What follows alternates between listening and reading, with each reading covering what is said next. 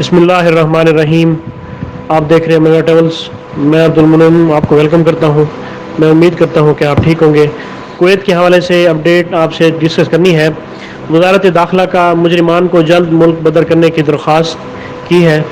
اس حوالے سے تفصیلات کے مطابق وزارت داخلہ نے مطالبہ کیا ہے کہ وزارت خارجہ امور مجرموں کو ملک بدر کرنے میں ہماری مدد کریں۔ اس حوالے سے ایک رپورٹ شائع کی گئی ہے جس کے مطابق سیکیورٹی حکام مبینہ طور پر ایک دن میں 20 کے قریب افراد کو گرفتار کرتے ہیں، جس میں منشیات فروش، شراب فروش اور منشیات کے عادی افراد ہوتے ہیں، جن میں کویتی، GCC، عرب ایشین شہروں کے علاوہ دیگر قومیت کے افراد بھی شامل ہوتے ہیں۔ وزارت داخلہ نے ایک بیان میں کہا ہے کہ وزارت پر دباؤ ہے کیونکہ ایسے افراد کو گرفتار کر کے جیلوں میں ڈالا جاتا ہے اور ان مجرموں کی بڑی تعداد کے لیے قید خانوں کے انتظامات اور ان کی ضروریات پوری کرنا انتہائی مشکل ہے۔ لہٰذا ان مجرموں کی ملک بردی کا عمل تیز کیا جائے اور غیر ملکیوں کے مسئلے کو حل کرنے کے لیے وزارت داخلہ نے وزارت خارجہ سے درخواست کی ہے کہ وہ متعلقہ ممالک کے جو سفارت خانے ہیں ان کو آگاہ کریں تاکہ انہیں جلا وطن کیا جا سکے۔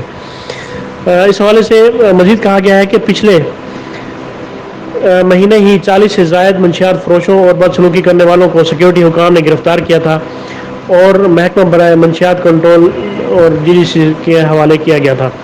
اس حوالے سے نہ صرف ایسے کرمنلز ہوتے ہیں بلکہ وہ افراد بھی ہوتے ہیں جن کے یہاں سے ویزاز وغیرہ لے گئے ہوتے ہیں اور وہاں پہ جا کے وہ لوگ چھپ جاتے ہیں اور غیر قانونی طور پر رہتے ہیں۔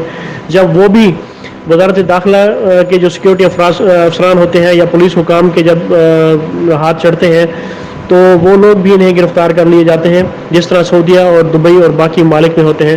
اس طرح کویت میں بھی سیم صورتحال ہوتی ہے کہ لوگ وہاں جا کے چھپ جاتے ہیں اور ایسے لوگوں کو بھی گرفتار کر کے جیل میں ڈالا جاتا ہے اور یہ ان کی ہر ملک کی کچھ پریارٹیز ہوتی ہیں جس کے تحت وہ لوگ یہ جو قیدی ہوتے ہیں انہیں باہر نکالتے ہیں، جس طرح سعودیہ بھی نکالتا ہے کچھ عرصے بعد، اس طرح باقی تمام ممالک جو تارکین وطن ہوتے ہیں اور جیلوں میں ہوتے ہیں تو انہیں جلا وطن کیا جاتا ہے، ان کے وطن واپس بھیجا جاتا ہے۔ تو اس حوالے سے یہ امپورٹنٹ نیوز تھی جو آپ سے ڈسکس کرنی تھی، اسے اپنے دوستوں میں شیئر کریں۔ مجھے اگلی ویڈیو تک کے لیے اجازت دیں۔ اللہ پاک ہم سب کا حامی و ناصر ہو۔ اللہ حافظ۔